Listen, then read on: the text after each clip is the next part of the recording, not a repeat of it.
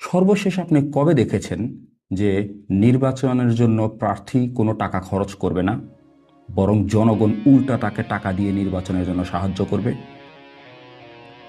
2024 সালের আগস্ট মাসে ছাত্র এবং সাধারণ জনতার গণ অভ্যুত্থানের মাধ্যমে স্বৈরাচার শেখ হাসিনা দিল্লিতে পালিয়ে যাওয়ার পর নতুন বন্দোবস্ত প্রতিষ্ঠা হওয়ার একটি আশা আমরা দেখতে পাচ্ছিলাম। কিন্তু সেই আশা দিন দিন ক্ষীণ হচ্ছে। এটা যেরকম সত্য, সেই সাথে এটাও সত্য যে পালিয়ে যাওয়া স্বৈরাচার আবার রেখে যাওয়া আফসোস লীগের লোকজন নতুন বন্দোবস্ত শব্দটাকে মকারি হিসাবে ব্যবহার করে। তারা বলে, নতুন বন্দোবস্তটা কি হলো, সব কিছু তো আগের মতোই চলছে। নতুন বন্দোবস্তর মাধ্যমে আমরা কি পেয়েছি সেটা যারা এখনও দেখতে পান না, তাদের জন্য আজকে আমার এই ভিডিও। ঢাকা ৮ আসনের স্বতন্ত্র প্রার্থী ওসমান হাদির কথা নিশ্চয়ই মনে আছে। ওসমান হাদি একটি নতুন বন্দোবস্ত। ওসমান হাদিকে আমরা টিকিয়ে রাখতে পারিনি বা তাকে বাঁচাতে পারিনি, সেটা আমাদের ব্যর্থতা, নতুন বন্দোবস্তের ব্যর্থতা না। নতুন বন্দোবস্ত সে কিভাবে দেখিয়েছে? সর্বশেষ আপনি কবে দেখেছেন যে নির্বাচনের জন্য প্রার্থী কোনো টাকা খরচ করবে না, বরং জনগণ উল্টা তাকে টাকা দিয়ে নির্বাচনের জন্য সাহায্য করবে? আমাদের বাংলাদেশের হাজার বছরের চিরায়িত কালচার হচ্ছে নির্বাচনের সময় প্রার্থী কোটি কোটি টাকা খরচ করবে, তারপর ক্ষমতায় গিয়ে দুর্নীতি, চাঁদাবাজি, লুটতরাজ করে সেই টাকা উদ্ধার করবে। এই কালচারের পরিবর্তন নতুন প্রজন্ম করতেছে।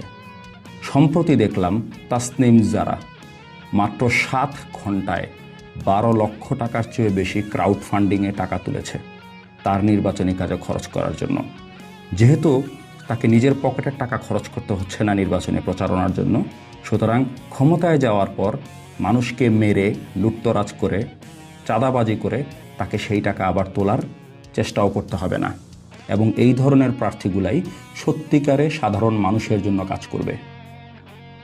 নতুন বন্দোবস্ত প্রতিষ্ঠার জন্য যারা চেষ্টা করছে, যেমন ধরেন ওসমান হাদি বা তাসনিম জারা, আপনারা সাধারণ মানুষ যদি তাদেরকে সহযোগিতা না করে পুরানো দুর্নীতিবাজ, চাঁদাবাজদেরকে সাহায্য করেন বা তাদেরকে ভোট দেন, তাহলে নতুন বন্দোবস্ত প্রতিষ্ঠিত না হওয়ার যে ব্যর্থতা, তার দায় যারা নতুন বন্দোবস্ত প্রতিষ্ঠা করার চেষ্টা করছে তাদের না, সেই দায় হবে আপনাদের মতো সাধারণ জনগণের।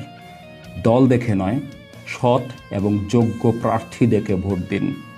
আপনার প্রিয় দল যদি কোনো দুর্নীতিবাজ, চাঁদাবাজকে মনোনয়ন দিয়ে থাকে, আপনাদের সবার উচিত তাদেরকে বয়কট করা এবং যেই রকম বাংলাদেশ দেখতে চান সেই রকম বাংলাদেশ প্রতিষ্ঠা করার জন্য যাদেরকে ভোট দেওয়া প্রয়োজন তাদেরকে ভোট দিন। মার্কা দেখে নয়, প্রার্থী দেখে ভোট দিন। পুরাতন, ঘুণে ধরা এবং দুর্নীতিগ্রস্ত রাজনৈতিক ব্যবস্থা পরিবর্তন করে নতুন বন্দোবস্ত প্রতিষ্ঠা করার দায়িত্ব শুধুমাত্র স্বৈরাচার হাসিনাকে যারা দিল্লিতে পাঠিয়ে দিয়েছে তাদের দায়িত্ব নয়। এই পবিত্র দায়িত্ব আপনার, আমার, সব বাংলাদেশির। আমরা সবাই যে যার যার জায়গা থেকে সৎ ব্যক্তিকে নির্বাচিত করলেই এই নতুন বন্দোবস্ত প্রতিষ্ঠা করা সম্ভব।